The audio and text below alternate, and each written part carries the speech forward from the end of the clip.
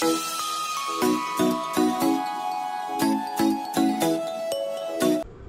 जी, class 12th commerce chapter 5 पढ़ लिया।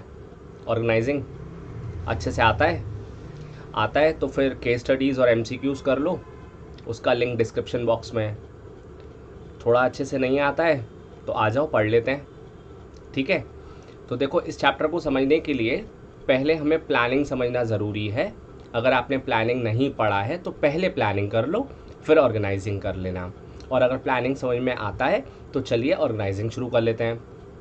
तो देखिए, ऑर्गेनाइजिंग जो है वो सेकंड फंक्शन है मैनेजमेंट का आफ्टर प्लानिंग। प्लानिंग में एक ऑर्गेनाइजेशन अपने गोल्स डिटरमाइन करती है, अपने ऑब्जेक्टिव डिटरमाइन करती है, और फिर उन ऑब्जेक्टिव को अचीव करने के लिए हम ऑर्गेनाइजिंग करते हैं, ठीक है। तो ऑब्जेक्टिव जो भी डिटरमाइन किए जाते हैं उसको इफेक्टिवली अचीव करने के लिए रिसोर्सेज की ज़रूरत पड़ती है। उन रिसोर्सेज का अरेंजमेंट, ये सब ऑर्गेनाइजिंग में होता है। तो चलिए ऑर्गेनाइजिंग समझ लेते हैं। तो देखो, एक डेफिनेशन लिखी हुई है आपकी स्क्रीन पर। Organising includes the process of determining what activities are to be conducted. Goal को अचीव करने के लिए क्या एक्टिविटी कंडक्ट होनी है। How the activities are to be perform, जो भी ऑब्जेक्टिव कंपनी ने डिटरमाइन किया है उस बेसिकली ऑब्जेक्टिव को अचीव करने के लिए कैसे एक्टिविटीज़ परफॉर्म होंगी। How the activities are to be grouped, मतलब जो भी एक्टिविटीज़ हैं वो सेम नेचर की एक्टिविटीज़ कैसे एक ग्रुप में डिवाइड होंगी, मतलब क्लब्ड होंगी।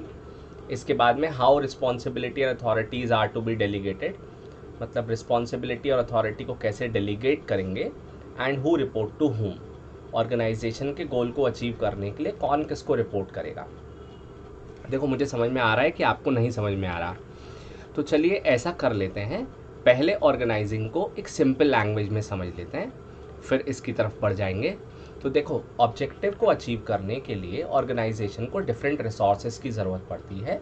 ऑर्गेनाइजेशन को ये समझना पड़ता है कि ऑब्जेक्टिव को अचीव करने के लिए टोटल कितनी एक्टिविटीज़ परफॉर्म होनी है, किस तरह की एक्टिविटीज़ परफॉर्म होनी है, उसके बाद उससे रिलेटेड रिसोर्सेज असेंबल करना, अरेंज करना, तब जाके ऑर्गेनाइजिंग होती है, ठीक है। तो ऐसा कर लेते हैं, पहले ऑर्गेनाइजिंग का प्रोसेस समझ लेते हैं। प्रोसेस समझने के बाद मुझे पक्का यकीन है कि आपको ये डेफिनेशन अच्छे से क्लियर हो जाएगी, ठीक है। तो सबसे पहले प्रोसेस कर लेते हैं। अच्छा, तो फिर प्रोसेस करने के लिए आगे पेज पे बढ़ते हैं। नेक्स्ट पेज पर देखिए, हम हमारी स्क्रीन पर आपको दिख जाएगा ऑर्गेनाइजेशन का ऑर्गेनाइजिंग प्रोसेस। तो ऑर्गेनाइजिंग प्रोसेस देखिए क्या है। ऑर्गेनाइजिंग प्रोसेस में बेसिकली 4 स्टेप्स है। पहला स्टेप है identification and division of work. दूसरा स्टेप है grouping the jobs and departmentalisation. Third step है assignment of duties. And fourth step is establishing reporting relationship, ठीक है। तो ये स्टेप्स हम लोग एक एग्जाम्पल से समझने की कोशिश करेंगे। तो पहले तो आप प्लीज़ बात समझ लीजिए, कोई एक नई ऑर्गेनाइजेशन है जो कि अभी मार्केट में स्टैब्लिश्ड ही नहीं है, वो अपनी ऑर्गेनाइजेशन को स्टैब्लिश करने के लिए भी ऑर्गेनाइजिंग करेंगे। या फिर कोई प्री स्टैब्लिश्ड ऑर्गेनाइजेशन है जो कि ऑलरेडी मार्केट के अंदर अपने बिजनेस कर रही है, अब फर्दर नए ऑब्जेक्टिव को अचीव करने के लिए भी वो ऑर्गेनाइजिंग करेंगे, ठीक है। तो मतलब ऑर्गेनाइजिंग ऐसा नहीं है कि वो पहली बार की जाती है। ऑब्जेक्टिव जब भी ऑर्गेनाइजेशन रखेंगे, ऑब्जेक्टिव को अचीव करने के लिए थोड़ी मोटी, छोटी मोटी ऑर्गेनाइजिंग हर बार करनी पड़ती है। तो चलो एक एग्जाम्पल से समझ लेते हैं कि ऑर्गेनाइजिंग बेसिकली है क्या, ठीक है। तो देखो, आपके स्क्रीन पर अभी एक इमेज दिखाई दे रही है। तो हम एक एग्जाम्पल समझ लेते हैं कि जैसे एक ऑर्गेनाइजेशन है, वो ऑलरेडी वेल स्टैब्लिश्ड है, वो स्कूल बैग्स बनाती है, ठीक है। स्कूल बैग्स बनाती है, लेडीज़ पर्स बनाती है, मतलब पर्स और बैग्स में ऑलरेडी स्टैब्लिश्ड है। अभी वो ऑर्गेनाइजेशन सोच रही है कि चलो ऐसा करते हैं, शू मैन्युफैक्चरिंग बिजनेस स्टार्ट करते हैं। मतलब ऑलरेडी हम स्टैब्लिश्ड है, अभी हम एक शू मैन्युफैक्चरिंग बिजनेस को स्टैब्लिश करते हैं, स्टार्ट करते हैं, ठीक है। अब शू मैन्युफैक्चरिंग फर्म को स्टार्ट करने के लिए उन्होंने एक ऑब्जेक्टिव डिटरमाइन किया। अब ऑब्जेक्टिव क्या डिटरमाइन किया होगा कि चलो, मतलब अभी जनवरी 1 2023 है फॉर एग्जांपल, तो चलो 6 महीने के अंदर यानी 1 जुलाई 2023 को हम एक नया प्रोडक्ट लाइन अपना मार्केट के अंदर ले आएंगे जो कि शूज़ होगा, ठीक है। तो ये तो था ऑब्जेक्टिव। अब ऑब्जेक्टिव को अचीव करने के लिए हमें ऑर्गेनाइज करना पड़ेगा अपने ऑब्जेक्टिव को, मतलब ऑब्जेक्टिव से रिलेटेड सारे रिसोर्सेज को अरेंज करना पड़ेगा, डिपार्टमेंट्स बनाने पड़ेंगे, असाइनमेंट ऑफ ड्यूटीज़ करनी पड़ेंगी। तो एक एक करके समझ लेते हैं। तो देखिए, अगर एक ऑर्गेनाइजेशन है जिसको शू मैन्युफैक्चरिंग करनी है, तो एक देखो एक स्ट्रक्चर आपके स्क्रीन पर दिखाई दे रहा होगा, जिसमें अगर कोई भी एक ऑर्गेनाइजेशन जो शू बनाएगी या कोई भी प्रोडक्ट बनाएगी, तो उसको सबसे पहले अपने काम को समझना पड़ेगा कि टोटल एक्टिविटीज़ करनी क्या क्या है। तो देखो, एक कोई भी कॉमन एक ऑर्गेनाइजेशन को सबसे पहले एक परचेजिंग डिपार्टमेंट चाहिए होता है या परचेजिंग मैनेजर्स चाहिए होते हैं। अब परचेजिंग मैनेजर क्या करेंगे, ऑर्गेनाइजेशन में परचेज से रिलेटेड सारे काम्स को हैंडल करेंगे। अब ये परचेज रॉ मटेरियल का भी हो सकता है, परचेज टूल्स का भी हो सकता है, परचेज मशीनरीज का भी हो सकता है, परचेज एक स्टेपलर की पिन का भी हो सकता है। ऑर्गेनाइजेशन में हर चीज़ जो कि ऑर्गेनाइजेशन के लिए इंपॉर्टेंट है, उसका एक डिपार्टमेंट परचेज डिपार्टमेंट, ठीक है।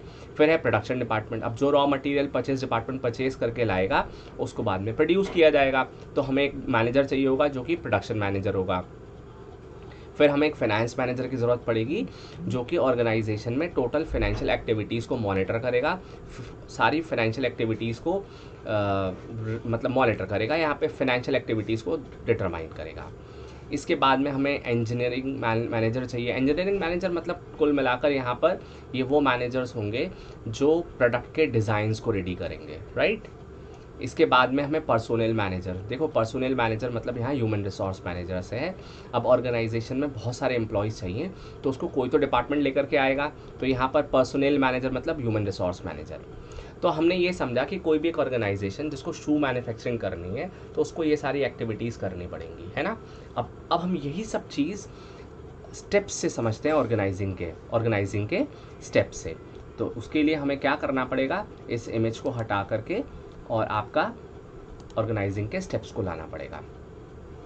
तो देखिए, पहला स्टेप जो है वो है identification and division of work, ठीक है। तो देखिए, सबसे पहले कोई भी ऑर्गेनाइजेशन को जब ऑर्गेनाइजिंग करनी होती है, तो सबसे पहले उसको वो अपनी सारी एक्टिविटीज़ को आइडेंटिफाई करना पड़ता है, यानी टोटल एक्टिविटीज़ होंगी क्या क्या। अभी जैसे हमने वो पिछली इमेज में देखा था, क्या क्या एक्टिविटीज़ होंगी कि भैया हमें कुछ डिपार्टमेंट चाहिए, purchase department, production department, human resource department. अब जूता कोई बनाएगा ये अब शू मैन्युफैक्चरिंग बिजनेस स्टैब्लिश करना है, तो कोई तो जूता भी बनाएगा, कोई उसको सेल भी करेगा, कोई मार्केट भी करेगा। तो सबसे पहला पॉइंट है identification and division of work, यानी टोटल कितनी एक्टिविटीज़ परफॉर्म होनी है, और फिर वो सारी एक्टिविटीज़ को हम छोटे छोटे पार्ट में डिवाइड कर देते हैं, that is called division of work, ठीक है। अब नेक्स्ट पॉइंट इज डिपार्टमेंटलाइजेशन। अब देखो, डिपार्टमेंटलाइजेशन का मतलब ये होता है, अभी ऐसा नहीं होगा कि ऑर्गेनाइजेशन में मतलब मिसमैच हो जाएगा। मिसमैच का मतलब कि कोई भी आदमी परचेज कर रहा है, कोई भी आदमी सेल्स कर रहा है, कोई भी मार्केटिंग कर रहा है, कोई भी पर्सोनल मैनेजर मतलब ह्यूमन रिसोर्स मैनेजर के अंडर में काम कर रहा है, ऐसा कुछ नहीं होगा। सबसे पहले डिपार्टमेंटलाइजेशन होगा। डिपार्टमेंटलाइजेशन मतलब जो अभी हमने वो इमेज देखी थी, देखो मैं आप लोगों को दोबारा वो इमेज दिखा देता हूँ। अब देखिए, जो इमेज है, अब इस इमेज में हमने क्या किया, सेम नेचर के दिखने वाले सारे काम, मतलब परचेज से रिलेटेड जितने भी काम होंगे ऑर्गेनाइजेशन में, उनको हम परचेज डिपार्टमेंट में ले आएंगे।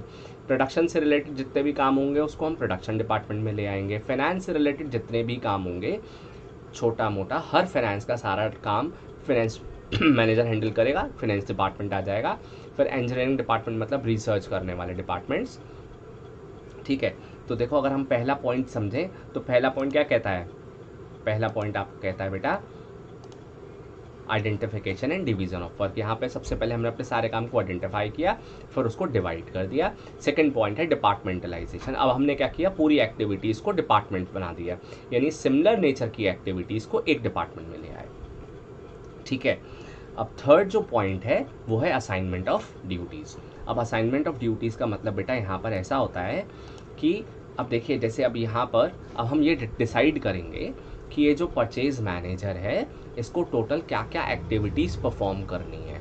मतलब यहाँ पर हम अभी देखो, परचेज मैनेजर हमारे पास आया नहीं है, अभी ऑन पेपर हम ये डिसाइड करेंगे कि ये परचेज मैनेजर की रोल्स रिस्पॉन्सिबिलिटीज़ क्या होंगी, इसकी क्वालिफिकेशन क्या होगी, ये क्या क्या चीज़ें हैंडल करेगा ऑर्गेनाइजेशन में।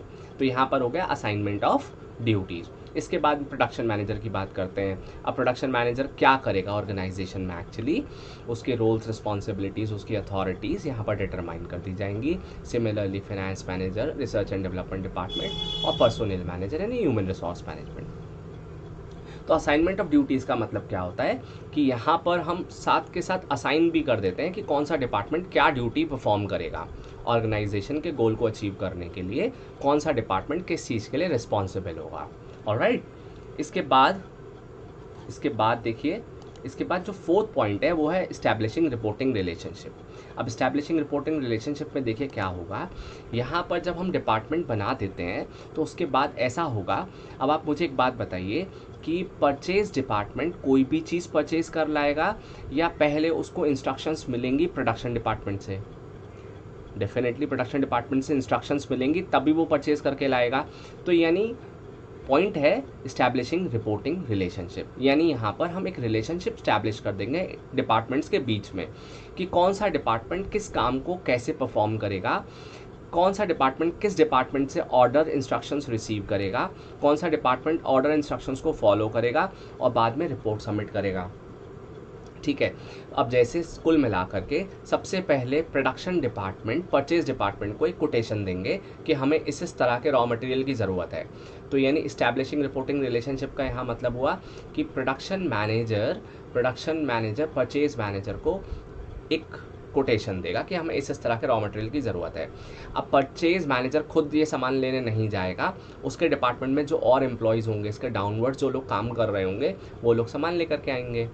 ठीक है, अब सामान लाने के लिए इनको फर्दर फाइनेंस की रिक्वायरमेंट होगी, तो अब ये वापस से फाइनेंशियल मैनेजर के पास जाएंगे और फाइनेंशियल मैनेजर फंड को अरेंज करके देगा इन लोगों को।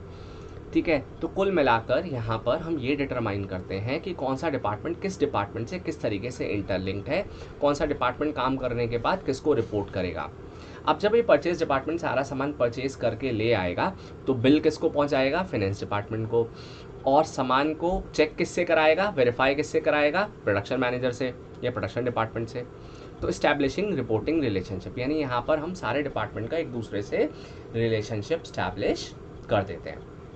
एक चीज़ जो बहुत इंपॉर्टेंट है वो ये है कि यहाँ पर हम अथॉरिटी और रिस्पॉन्सिबिलिटीज़ भी डिसाइड कर देते हैं। इसका मतलब ये होता है कि किस पोस्ट के पर्सन के पास, अब देखिए सिंपल सी बात है, अब परचेज मैनेजर एक अकेली पोस्ट नहीं होगी, परचेज मैनेजर के डाउनवर्ड्स बहुत सारे लोग काम कर रहे होंगे। ठीक है, तो यहाँ पर हम ये डिसाइड कर लेते हैं कि किस पोस्ट के पास कितनी अथॉरिटी होगी और किस पोस्ट के पास किस तरह की डिसीजन मेकिंग की पावर होगी और कौन से डिपार्टमेंट्स पर या कौन से पोस्ट पर रिस्पॉन्सिबिलिटीज़ आएंगी। तो अथॉरिटी रिस्पॉन्सिबिलिटी रिलेशनशिप भी ऑर्गेनाइजिंग में ही, मतलब ऑर्गेनाइजिंग के प्रोसेस में ही डिसाइड हो जाता है। ठीक है, एक बात। और दूसरी बात, यहाँ पर इस्टेब्लिशिंग रिपोर्टिंग रिलेशनशिप में भी ये होता है कि कौन सा डिपार्टमेंट किसको ऑर्डर देगा, कौन सा डिपार्टमेंट किससे ऑर्डर रिसीव करेगा। तो आई गेस यहाँ पर आप लोगों को ऑर्गेनाइजिंग के प्रोसेस समझ में आए होंगे। ठीक है, अगर समझ में आ चुके हैं अब तक तो इस वीडियो को तो लाइक कर ही दीजिए। चलिए अब आगे बढ़ते हैं हम अगले इस पॉइंट पर। तो देखिए जो नेक्स्ट जो हम लोगों का हेडिंग है वो है importance of organising. Importance of organising, अब देखिए जब प्रॉपर ऑर्गेनाइजिंग हो जाती है, अब देखो शू मैन्युफैक्चरिंग फर्म ने प्रॉपर ऑर्गेनाइजिंग कर ली, उसने डिसाइड कर लिया कि कितने डिपार्टमेंट्स चाहिए, कितने डिपार्टमेंट्स के अंडर में सब डिपार्टमेंट्स बनेंगे। ठीक है, तो इससे होगा क्या कि हम जब ये प्रॉपर डिपार्टमेंटलाइजेशन कर देते हैं तो हम वर्क को डिवाइड कर देते हैं और डिवाइड करने के बाद ये डिसाइड करते हैं कि कौन सा डिपार्टमेंट कौन से वर्क को परफॉर्म करेगा।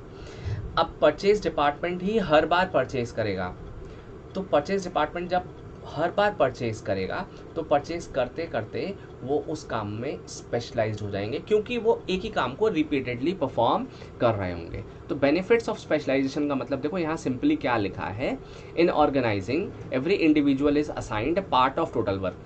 मतलब यहाँ हम क्या करते हैं कि पूरा वर्क पूरा शू मैन्युफैक्चरिंग किसी एक आदमी को ना देकर उसका छोटा छोटा पार्ट हर आदमी को करने को देंगे। कोई पैकेजिंग कर रहा होगा, कोई सेल्स कर रहा होगा, कोई मार्केटिंग कर रहा होगा। ठीक है, तो बेनिफिट्स इन स्पेशलाइजेशन में मतलब जो काम एक बंदा रेगुलरली परफॉर्म करता जाएगा तो वो उस काम को करते करते क्या होगा, स्पेशलाइज्ड हो जाएगा, काम को स्पीडली भी करेगा और रिसोर्सेज का भी वेस्टेज नहीं करेगा। इसके बाद सेकंड पॉइंट है clarity of working relationship. Clarity in working relationship. देखो वापस से स्ट्रक्चर को बुला लेते हैं यहाँ पर। अब क्लैरिटी इन वर्किंग रिलेशनशिप देखो कितना क्लियर है कि कहाँ से ऑर्डर फ्लो होंगे, कहाँ से इंस्ट्रक्शंस फ्लो होंगे और कहाँ काम करने के बाद किस डिपार्टमेंट को हमें रिपोर्ट करना है। ठीक है, तो इससे क्या होगा, ऑर्गेनाइजेशन में किसी भी तरह की कन्फ्यूजन्स नहीं होंगी, क्योस नहीं होगी और हर डिपार्टमेंट में हर एम्प्लॉय को क्लियर होगा कि उसका वर्किंग रिलेशनशिप दूसरे डिपार्टमेंट के साथ क्या है, या सबऑर्डिनेट को क्लियर होगा कि उसका सुपीरियर के साथ किस तरह का वर्किंग रिलेशनशिप है। तो चलिए थर्ड पॉइंट क्या है, ऑप्टिमम यूटिलाइजेशन ऑफ रिसोर्स। तो देखो जब ऑर्गेनाइजिंग प्रॉपर कर ली जाती है तो हमें पता होता है कि कौन सा डिपार्टमेंट किस काम को करने जा रहा है। ठीक है, और हर डिपार्टमेंट एक ही काम के लिए रिस्पॉन्सिबल होता है। अब सेल्स डिपार्टमेंट सिर्फ सेल्स के लिए रिस्पॉन्सिबल होगा, परचेज डिपार्टमेंट सिर्फ परचेज के लिए रिस्पॉन्सिबल होगा। क्लियर है। इसके बाद जब हम सेल्स डिपार्टमेंट की कोई एक एक्टिविटी किसी को दे रहे होंगे तो हम ऑलरेडी ये सोच समझ के देंगे कि वो पर्सन उस काम में स्पेशलाइज्ड है या नहीं है, उसके पास उस वर्क से रिलेटेड प्रीवियस नॉलेज है या नहीं है। तो जब हम एक ही काम एक बंदे को दे रहे हैं उसकी नॉलेज और स्पेशलाइजेशन के हिसाब से, और वो सेम काम को रिपीटेडली कर रहा है, तो वो वेस्टेज भी नहीं करेगा, रॉ मटेरियल को कंजर्व भी करेगा। और देखिए यहाँ पर एम्प्लॉयज़ को किसी भी तरह के कन्फ्यूजन डाउट्स नहीं होंगे, तो रिसोर्सेज कंजर्व हो जाएंगी। ठीक है, इसके बाद आता है अडेप्शन टू चेंज। अब अडेप्शन टू चेंज को समझने के लिए देखो उसी फिगर को दोबारा बुला लेते हैं। अब देखिए ये फिगर आ गई वापस से। अब आप मुझे एक बात बताइए, अगर ऑर्गेनाइजेशन में सीईओ ये डिसाइड कर रहा है कि चलो ऑर्गेनाइजेशन में जो प्रोडक्ट है उसके डिज़ाइंस को चेंज किया जाए, ठीक है, डिज़ाइंस में चेंजेस किए जाएं, डिज़ाइंस को और थोड़ा सा यूज़र फ्रेंडली मतलब कस्टमर फ्रेंडली बनाया जाए, तो अब ऐसे में मुझे बताइए क्या हमें purchase department, production department, finance department, personnel department, human resource department और इंजीनियरिंग यानी रिसर्च एंड डेवलपमेंट डिपार्टमेंट, क्या हमें सारे डिपार्टमेंट में चेंजेस करने की ज़रूरत है, सारे एम्प्लॉयज़ को ट्रेनिंग देने की ज़रूरत है, या फिर कंसर्न डिपार्टमेंट जो है इंजीनियरिंग डिपार्टमेंट और प्रोडक्शन डिपार्टमेंट सिर्फ यहीं पर चेंज करने की ज़रूरत है? तो देखो आपको, मुझे मालूम है आपका आंसर आपको समझ में आ गया है। एक ऑर्गेनाइजेशन जब प्रॉपर ऑर्गेनाइजिंग कर लेती है तो वहाँ पर हमें जब भी कुछ चेंज लाने होते हैं अपने प्रोडक्ट में तो हमें पता होता है कि कौन से डिपार्टमेंट उस चेंज को इम्प्लीमेंट करेंगे, यानी चेंज एक्चुअली कहाँ चाहिए वही डिपार्टमेंट चेंज के लिए चूज़ किया जाता है और वहीं पे उन डिपार्टमेंट को ट्रेनिंग दी जाती है।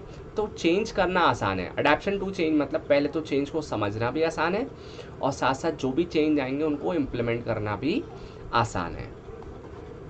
ठीक है, इसके बाद नेक्स्ट पॉइंट आता है आपका इफेक्टिव एडमिनिस्ट्रेशन। अब इफेक्टिव एडमिनिस्ट्रेशन में देखो बहुत सिंपल सी बात है, ऑर्गेनाइजिंग करने से क्या होगा, ऑर्गेनाइजिंग करने से एक ऑर्गेनाइजेशन के अंदर जितनी भी जॉब्स हैं या ऑर्गेनाइजेशन की जो टोटल वर्किंग है वो क्लियरली डिफाइन होगी, कौन सा पर्सन किस काम को परफॉर्म कर रहा है। ठीक है, तो इससे क्या होगा, जो सुपीरियर्स हैं उनके दिमाग में बिल्कुल क्लैरिटी होगी, उनको किसी भी तरह का कन्फ्यूजन या डाउट नहीं होगा कि कैसे काम होना है या कौन सा डिपार्टमेंट किस काम को कर रहा है।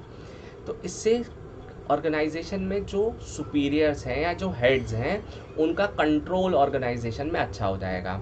यानी अगर परचेज से रिलेटेड कुछ प्रॉब्लम्स हैं, कुछ इश्यूज़ हैं, तो परचेज मैनेजर रिस्पॉन्सिबल होगा, परचेज मैनेजर के साथ ईजिली मिलकर उन सारे इश्यूज़ को रिजॉल्व किया जा सकता है। तो अब ऑर्गेनाइजेशन में मॉनिटरिंग जो है काम करना थोड़ा आसान हो जाएगा। ठीक है, अब मैनेजर का कंसंट्रेशन जो है वो हर एक्टिविटी पर इक्वल पड़ पाएगा।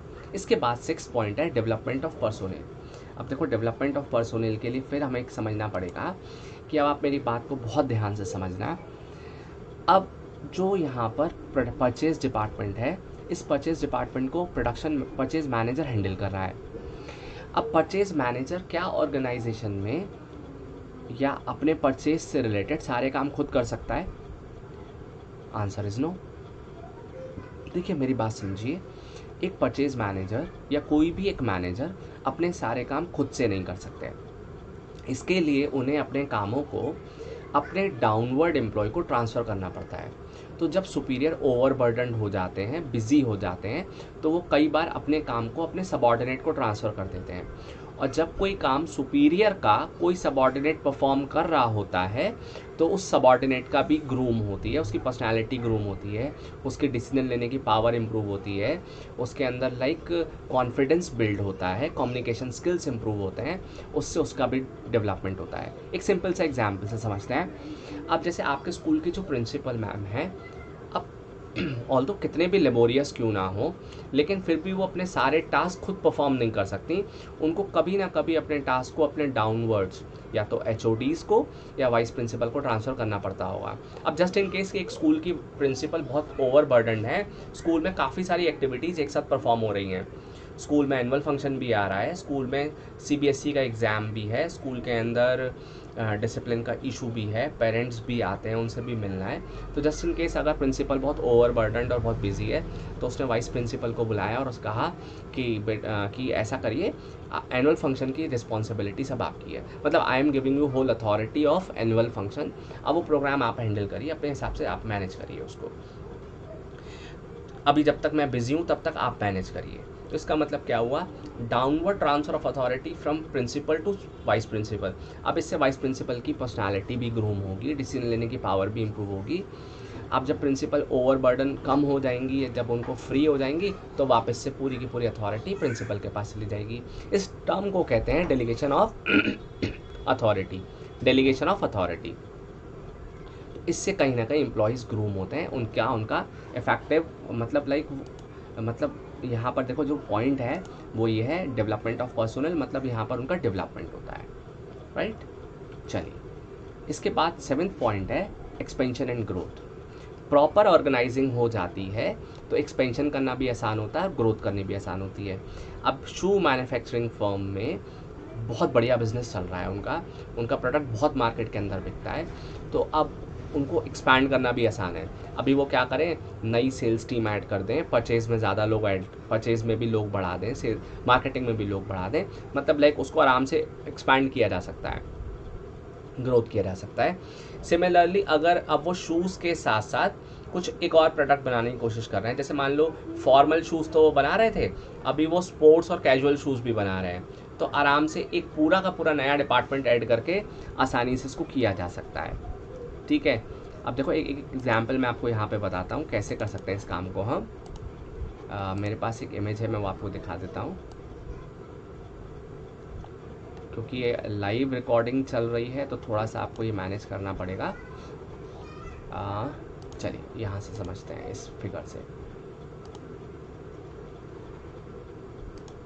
अब देखिए, अब जैसे मान लीजिए कि ये जो कंपनी है, ये जो शू मैन्युफैक्चरिंग कंपनी है, अभी 4 तरह के शू बनाने लगी है। Division A shoe 1, division B shoe 2, division C शू 3 और डिवीज़न D शू 4। अब देखो यहाँ पर अब वो आराम से हर शू के लिए अलग अलग टीम को ऐड कर सकती है, operational, marketing, finance, human resource, ये सब हैंडल किए जा सकते हैं। तो एक्सपेंशन करना भी आसान होता है और ग्रोथ करना भी आसान होता है। तो आई गेस आपको यहाँ पर ये इसके जो बेनिफिट्स हैं, इंपॉर्टेंस है, वो समझ में आ गए होंगे। अगर अभी तक आपने वीडियो को लाइक नहीं किया है तो लाइक कर दो, ठीक है। अब आगे बढ़ते हैं, अब हम समझते हैं ऑर्गेनाइजेशनल स्ट्रक्चर। अब देखो ऑर्गेनाइजेशनल स्ट्रक्चर क्या होता है, बहुत सिंपल सी लैंग्वेज में बताता हूँ। जब हम किसी ऑर्गेनाइजेशन के सारे कामों को सोचते हुए, किसी भी ऑर्गेनाइजेशन के सारे कामों को सोचते हुए उसकी जॉब्स को ड्रॉ कर रहे होते हैं ना, उसकी पोजीशंस को ड्रॉ कर रहे होते हैं, तो अपने आप जो एक स्ट्रक्चर क्रिएट हो जाता है उसको हम ऑर्गेनाइजेशनल स्ट्रक्चर कहते हैं। जैसे अभी हमने शू मैन्युफैक्चरिंग फर्म का एक स्ट्रक्चर बनाया जिसमें हमने purchase department, production department, human resource department, finance department बनाया। अब हर ऑर्गेनाइजेशन की अपनी नीड होती है और उस नीड के हिसाब से उसका ऑर्गेनाइजेशनल स्ट्रक्चर होता है। अब अगर जस्ट इन केस आपको एक स्कूल का ऑर्गेनाइजेशनल स्ट्रक्चर बनाना है तो देखो बहुत सिंपल आप बना लोगे। सबसे पहले टॉप पोजीशन पर रखोगे आप चेयरमैन को, चेयरमैन के बाद सेकंड पोजीशन पर आएंगे प्रिंसिपल, प्रिंसिपल के बाद पोजीशन पर आएंगी वाइस प्रिंसिपल, वाइस प्रिंसिपल के बाद बहुत सारे एचओडीज के बाद टीचर्स। तो आपने ये किसका स्ट्रक्चर बनाया, स्कूल का। ऐसे ही अगर आपको एक हॉस्पिटल का स्ट्रक्चर बनाना है तो भी आप आराम से बना सकते हो। ऐसे ही आपको एक कोई जैसे अभी शू मैन्युफैक्चरिंग फर्म तो हमने देखा, कोई भी अदर मैन्युफैक्चरिंग फर्म का आप स्ट्रक्चर आराम से बना सकते हो। तो ऑर्गेनाइजेशनल स्ट्रक्चर क्या होता है कि ऑर्गेनाइजेशन के सारे फंक्शंस को जब आप डिपार्टमेंट वाइज कैटेगराइज कर देते हो तो that is called organisational structure. तो देखो यहाँ डेफिनेशन भी लिखी है, when the managers are performing organising function and organisational structure get created automatically. जब ऑर्गेनाइजिंग मैनेजर कर रहा होता है तो ऑर्गेनाइजेशनल स्ट्रक्चर अपने आप क्रिएट हो जाता है, जिसमें हम अथॉरिटी रिस्पॉन्सिबिलिटी डिफाइन कर देते हैं। मतलब सुपीरियर पोजीशंस पर अथॉरिटी होती है, लोअर पोजीशंस पर अथॉरिटी थोड़ी कम होती है, रिस्पॉन्सिबिलिटीज होती हैं। ठीक है, तो ये होता है आपका ऑर्गेनाइजेशनल स्ट्रक्चर। जो भी हमने देखो ये जो हम अभी देख रहे हैं बेटा, ये देखो ये भी ऑर्गेनाइजेशनल स्ट्रक्चर है। अब ये डिविजनल स्ट्रक्चर है। इससे पहले जो हम देख रहे थे शू मैन्युफैक्चरिंग फर्म का, वो फंक्शनल स्ट्रक्चर था। इसको हम अभी समझेंगे इसी चैप्टर में। ठीक है, चलिए तो अगला जो टॉपिक है वो है कि relationship between span of management and organisational structure. तो उसके लिए सबसे पहले हमें समझना पड़ेगा कि ये स्पैन ऑफ मैनेजमेंट क्या होता है। अब स्पैन ऑफ मैनेजमेंट देखो अभी बताते हैं स्पैन ऑफ मैनेजमेंट क्या होता है। देखिए अभी बताते हैं आपको स्पैन ऑफ मैनेजमेंट क्या होता है।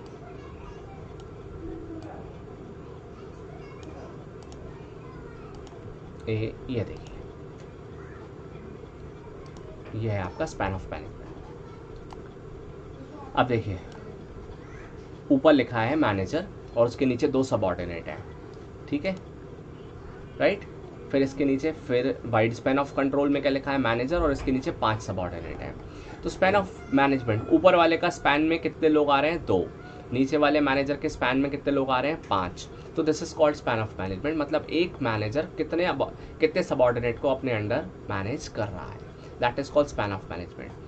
अब आप यहाँ पर इस फिगर से एक चीज़ और समझ लीजिए कि नैरो स्पैन ऑफ मैनेजमेंट क्या है, जहाँ पर एक ही सुपीरियर अपने नीचे 2 लोगों को मैनेज कर रहा है। ये काफ़ी टॉल चला जाता है, नैरो स्पैन ऑफ मैनेजमेंट थोड़ा टॉल चला जाता है। और ये जो वाइडर स्पैन ऑफ मैनेजमेंट है, जहाँ एक ही मैनेजर 5 लोगों को अपने नीचे हैंडल कर रहा है, ये वाइड हो जाता है। ठीक है, तो चलिए अब हम समझते हैं कि यहाँ पर NCERT क्या कहती है। स्पैन ऑफ मैनेजमेंट मतलब it refers to the number of subordinate that can be effectively controlled by superior और manager. It gives shapes to the organisation structure. अब ये स्पैन ऑफ मैनेजमेंट क्या दे रहा है, ऑर्गेनाइजेशन को शेप दे रहा है। ठीक है, अब यहाँ देखो ये हाईलाइट किया है मैंने कुछ चीज़ें, जैसे result in tall structure whereas wide span. अगर वाइडर स्पैन है तो टॉल स्ट्रक्चर बनेगा। Wider span of management result, अच्छा थोड़ा सा यहाँ पे देखिए, whereas wider span of management result in flat structure. अगर वाइडर होगा तो फ्लैट स्ट्रक्चर होगा, और अदरवाइज वो टॉल स्ट्रक्चर होगा, जो हमने अभी इमेज में देखा था। ठीक है, इसके बाद आता है टाइप्स ऑफ ऑर्गेनाइजेशनल स्ट्रक्चर। तो देखिए there are 2 types of organisational structure. First is called functional structure and another one is called divisional structure. अब फंक्शनल स्ट्रक्चर और डिविजनल स्ट्रक्चर क्या है, जहाँ ऑर्गेनाइजेशन में सेम नेचर के काम को एक डिपार्टमेंट में रख दिया जाता है, उसको हम फंक्शनल स्ट्रक्चर कहते हैं। अब जैसे यहाँ पर फिगर है, इस फिगर में आप देखिए पर्सोनल यानी ह्यूमन रिसोर्स। अब ह्यूमन रिसोर्स से रिलेटेड जितने भी काम है A से लेकर Z तक, ह्यूमन रिसोर्स से रिलेटेड जो भी काम है, छोटे से लेकर बड़ा जितना भी काम है, वो सब पर्सनल डिपार्टमेंट में आ जाएगा। मार्केटिंग A से लेकर Z तक जितने भी लोग मार्केटिंग में इन्वॉल्व हैं, वो मार्केटिंग डिपार्टमेंट में आ जाएंगे। Research and development in the same way, the people who are involve in research and development department they will clubbed in a research and development department. तो फंक्शनल स्ट्रक्चर क्या है कि functional structure is a kind of structure where the activities are grouped and departments are created on the basis of specific functions to be performed। यानी जो ये functions perform करते हैं उसी हिसाब से इनकी डिपार्टमेंट बन जाते हैं। अभी सूटेबल कहाँ है, लार्ज स्केल ऑर्गेनाइजेशन जो 1 लाइन ऑफ प्रोडक्ट बनाती है, एक कंपनी एक ही तरह का प्रोडक्ट बनाती है और बड़ी ऑर्गेनाइजेशन है, तो ये फंक्शनल स्ट्रक्चर चलेगा। ऑर्गेनाइजेशन विच रिक्वायर हायर, ये लाइन बहुत इंपॉर्टेंट है, पढ़ लो इसको, केस स्टडीज़ में आती है। Organisation which require higher degree of functional specialisations with diversified activities. मतलब एक ऑर्गेनाइजेशन में डाइवर्सिफाइड एक्टिविटीज़ होती हैं और हाई डिग्री ऑफ स्पेशलाइजेशन चाहिए हर एक्टिविटी में, तो फंक्शनल स्ट्रक्चर सूटेबल होता है। यानी एक ऑर्गेनाइजेशन जो एक ही प्रोडक्ट बना रही है उसमें क्या करेगी, जो भी लोग personal department human resource department में, उनको ह्यूमन रिसोर्स डिपार्टमेंट में रख देगी, परचेज वालों को परचेज में, ह्यूमन रिसोर्स वालों को ह्यूमन रिसोर्स में। That is called functional structure. अब फंक्शनल स्ट्रक्चर के एडवांटेज पढ़ लेते हैं जल्दी से। पहला है स्पेशलाइजेशन। अब देखिए स्पेशलाइजेशन कैसे होगा, ध्यान से समझ लीजिए। अब एक बंदा जो मार्केटिंग देख रहा है, अब मार्केटिंग जब वो देख रहा है तो एक ही एक्टिविटी पे काम कर रहा है। अब जब एक ही एक्टिविटी पे काम लगातार करता जाएगा तो वो क्या हो जाएगा बेटा, उसमें स्पेशलाइज्ड हो जाएगा। तो देखो पहला पॉइंट क्या है, स्पेशलाइजेशन। तो फंक्शनल स्ट्रक्चर क्या प्रमोट करता है, स्पेशलाइजेशन, क्योंकि एक ही डिपार्टमेंट के अंदर क्योंकि सेम डिपार्टमेंट के अंदर उसको सेम एक्टिविटी रेगुलरली परफॉर्म करनी है, तो वो उसके लिए एफिशिएंट हो जाएगा। Next point is effective control and coordination. देखो ऑर्गेनाइजेशन में जब ये फंक्शनल स्ट्रक्चर होते हैं, देखो फंक्शनल स्ट्रक्चर जब होते हैं, हम उसके लिए वापस से फिगर निकाल लेते हैं फंक्शनल स्ट्रक्चर की। बस मुझे एक सेकंड दीजिए आप।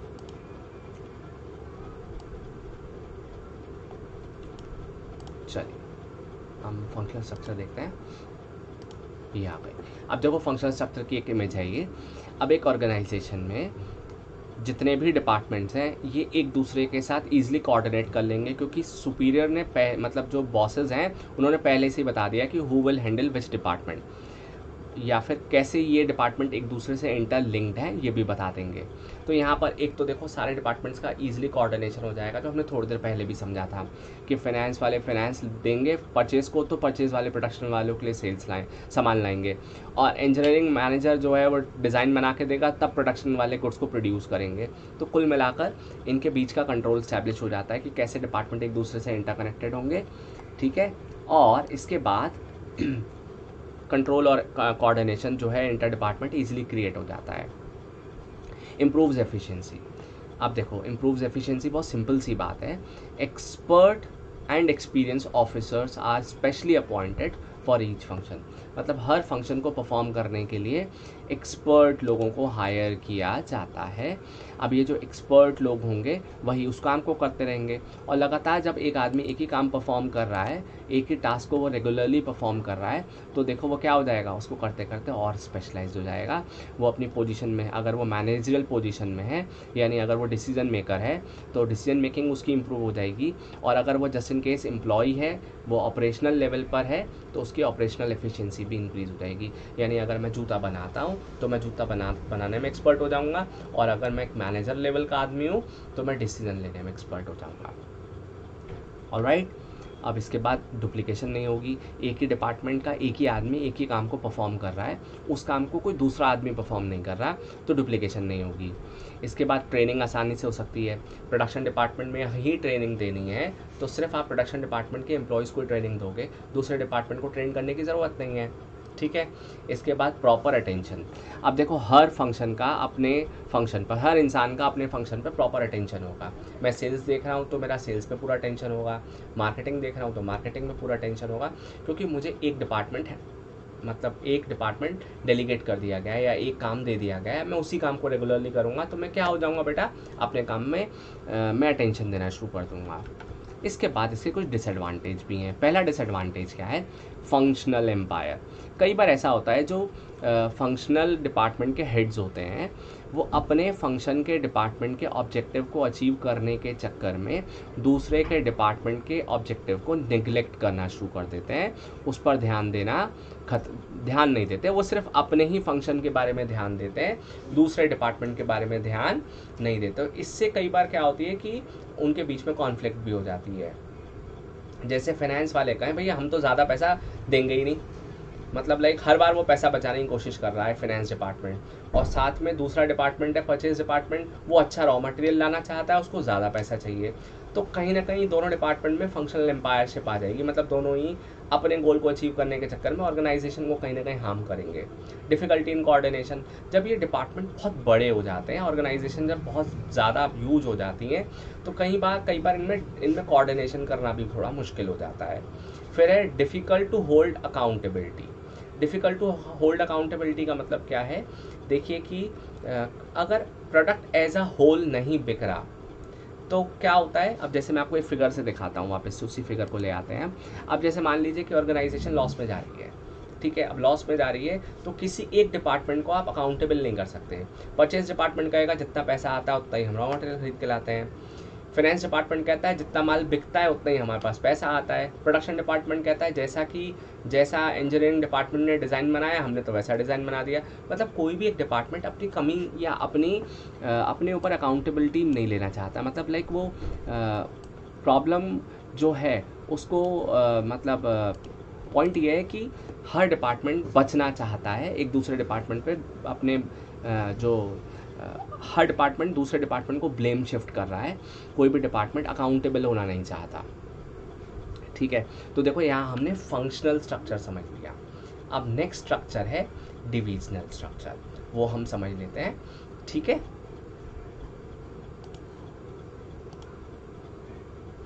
तो डिविजनल स्ट्रक्चर के लिए सबसे पहले डिविजनल स्ट्रक्चर की इमेज मैं आपको दिखा दूं। डिविजनल स्ट्रक्चर की इमेज ये वही येलो वाली इमेज है हमारी, येलो वाली इमेज। चलो ये भी डिविजनल स्ट्रक्चर की इमेज है, ये मैं आपको दिखाता हूँ। अब जैसे एक कंपनी हेल्थ प्रोडक्ट भी बनाती है, ब्यूटी प्रोडक्ट भी बनाती है, फूड भी बनाती है, एडमिन और फाइनेंस भी देख रही है। तो अब ऐसी कंपनी ने क्या किया, अपनी हर प्रोडक्ट का अलग डिपार्टमेंट कर दिया। हेल्थ का रिसर्च एंड डेवलपमेंट अलग, ब्यूटी का रिसर्च एंड डेवलपमेंट डिपार्टमेंट अलग, फूड का रिसर्च एंड डेवलपमेंट डिपार्टमेंट अलग। अब एडमिन और फाइनेंस में रिसर्च डेवलपमेंट डिपार्टमेंट की ज़रूरत नहीं है तो वहाँ नहीं रखा। ब्यूटी की मैन्युफैक्चरिंग अलग हो रही है, फूड की मैन्युफैक्चरिंग अलग हो रही है, हेल्थ की मैन्युफैक्चरिंग अलग हो रही है। तो जहाँ पर एक कंपनी अपने प्रोडक्ट के हिसाब से डिपार्टमेंट बना देती है, प्रोडक्ट के लिए अलग अलग डिपार्टमेंट्स बना देती है, तो that is called divisional structure. यानी जहाँ पर डिपार्टमेंटलाइजेशन प्रोडक्ट के हिसाब से होती हैं, that is called divisional structure, ठीक है। ये हो गया आपका डिविजनल स्ट्रक्चर। बहुत आराम से ये चीज़ पढ़ने लायक है जो हम पढ़ते हैं, सूटेबिलिटी। डिविजनल स्ट्रक्चर कहाँ कहाँ सूटेबिलिटी है। पहली चीज़, when large varieties of product are manufactured using different productive source. अब देखो अभी जो हमने इमेज देखी थी, अब उसमें कंपनी मल्टीपल प्रोडक्ट्स बना रही है, तो लार्ज वैरायटी ऑफ प्रोडक्ट हो गया और हर प्रोडक्ट के सोर्सेज अलग अलग हैं। मतलब हर प्रोडक्ट को आपको अलग अलग तरीके से ही प्रिपेयर करना है। फूड और कॉस्मेटिक को एक साथ प्रोड्यूस नहीं किया जा सकता, ठीक है, सेम इंग्रेडिएंट भी यूज़ नहीं होंगे उसमें। When the organization grows and need to add more employees, जब एक ऑर्गेनाइजेशन ग्रो कर रही है और उसको नए एम्प्लॉयज़ को ऐड करना है। When it is important to determine the profit and loss by each product line, जब कंपनी चाहती है ये पता करना कि हर डिपार्टमेंट में कंपनी को कितना इंडिविजुअल प्रॉफिट हो रहा है और कितना लॉस हो रहा है। When an enterprise create more departments and introduce new level of management, जब एक ऑर्गेनाइजेशन ज़्यादा मतलब मोर डिपार्टमेंट्स ऐड करना चाहती है और introduce new level of management, नए लेवल्स ऑफ मैनेजमेंट को इंट्रोड्यूस करना चाहती है। इसके अलावा मैं आपको बता दूं, जब ऑर्गेनाइजेशन का साइज़ यूज हो जाता है, बड़ा हो जाता है, और साथ में एक पॉइंट और भी है जो समझने लायक है, कंपनी एक से ज़्यादा प्रोडक्ट बनाती है, तो उस केस में डिविजनल स्ट्रक्चर मोस्ट अप्रोप्रिएट है और मोस्ट सूटेबल है एक ऑर्गेनाइजेशन के लिए, ठीक है। अब यहाँ पर भी एक एग्जाम्पल देखो, ये जो है ये एग्जाम्पल डिविजनल स्ट्रक्चर का ही है। अब हम समझते हैं कि डिविजनल स्ट्रक्चर की इसको थोड़ा सा नीचे कर लेते हैं। डिविजनल स्ट्रक्चर की एडवांटेज क्या है, ठीक है।